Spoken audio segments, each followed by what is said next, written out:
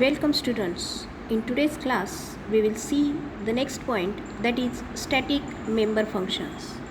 In last lecture we saw static data members.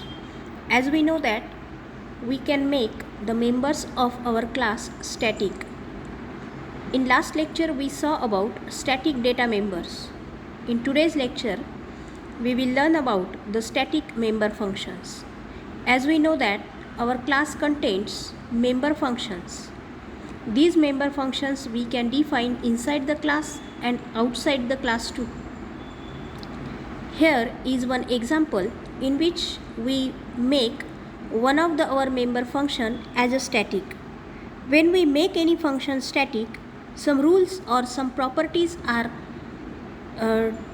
related with that function, and that properties are nothing but when we make any function static, then that static function can have access to only other static member functions or variables.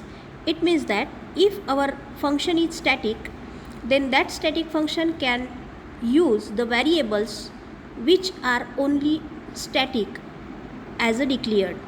The next property is that a static member function can be called using the class name instead of its object. It means that if we want to call this static function outside the class, then there is no need to use the object and dot operator with it. We can just use that, or we can just call that function with the class name. Here is one example. Let's explain this example.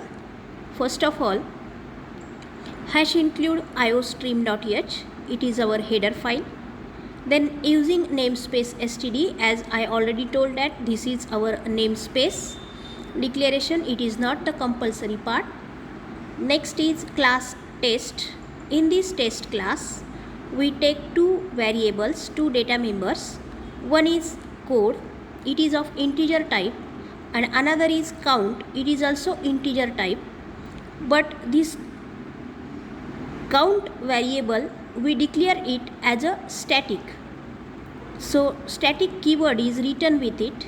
Then the public, under the public section we declare three functions. The first one is void set code. This function is used to set the value for code variable, code data member. So code equals to plus count. It means that if we increment the value of count, as we know that count is declared as static, it means that when the first object of this class is declared, at that time by default the value of count become or initialized as a 0, and then which increment is done in that count, that value will be allocated to code. The next one is void show code. This function is used to show the value of code variable. So here is the definition: cout object number and code. So we want to display the value of code, then we should use the function show code. The next function is here static void show count. This count function is used to show the value of count, how it will increased. So that value is displayed by using this show count function, and we make this function static. It means that this function can only have the access to the variable or to the data member count. It cannot access the data member code, because code is a non-static variable and the static function cannot call the static function cannot use the unstatic variable. Here cout count, and it will display the value of count. Here the class definition or declaration is completed. Now below int test scope resolution operator count, we use this count variable out of class. It is a static one, and due to this we again need to declare it with the class name and scope resolution operator. So test scope resolution operator and count is here. In main function we declare two objects of the class test. So test t1 comma t2. As we declare the t1, the first object of this class, automatically the count variable is initialized to 0 because as it is a static. त्यानंतर आपण खाली t1 dot set code असं लिहिलेलं आहे. We call the set code function with the class object name. So t1 dot set code, the value of count is incremented by 1 and that value is allocated to code. The next time we t2 dot set code, it means that in the next time again we use the second object of our class and we call the same function again.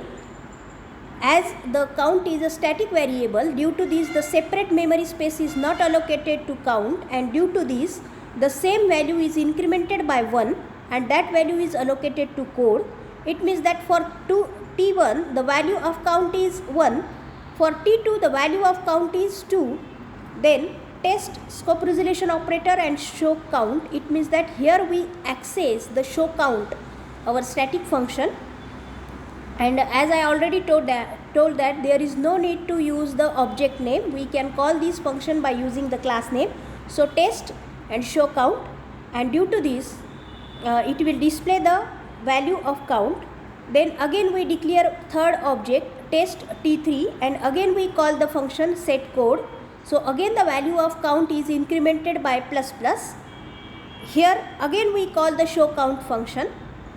Next time t1 dot show code, t2 dot show code, t3 dot show code. Here as I already told that the show code function is used to show the value for code. It means that the value of code is 1 for t1, 2 for t2 and 3 for t3, but at final the count is common for t1, t2 and t3. So due to this the output, here I will show you the output. So this is the output.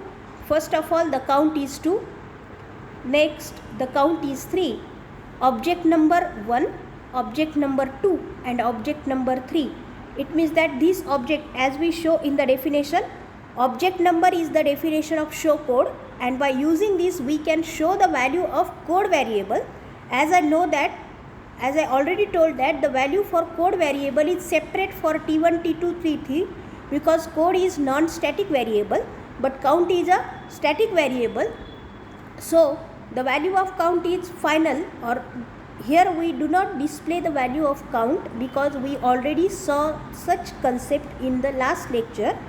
Here we show that the value for code is different for different. It means that if our variable is non-static, in that situation it will show the different value for different objects, and the show count function can just have access to the one static variable, that is count. It cannot access the value of code because it is the non-static.